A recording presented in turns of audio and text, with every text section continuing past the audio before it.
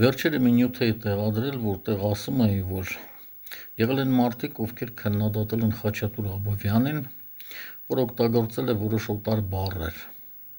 Մեկնաբանություններում մեկը գրել էր. իսկ այդպիսի մարդ ում քննադատած չլինեն։ Բավականին ճշմարտացի խոսք էր, քանի որ մեկ ամիս առաջ ընդամենը համացանցում մի նյութ տեսա, մեկը գրել էր, որ Պարուշ Սևակը միջին մակարդակի բանաստեղծ է։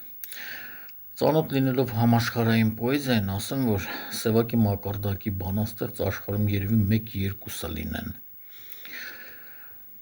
Facebook-ում մեկ տարի առաջ հանդիպեցի մի նյութ, որը քննադատել էր Հովհաննես Թումանյանին, բայց ոչ նրա պոեզիան, այլ մարդկային որակները, բայց որևէ մի փաստ չէր բերում։ Հասկացա, որ մարդը Թումանյանի հաշվին ուզում է դառնալ նշանավոր։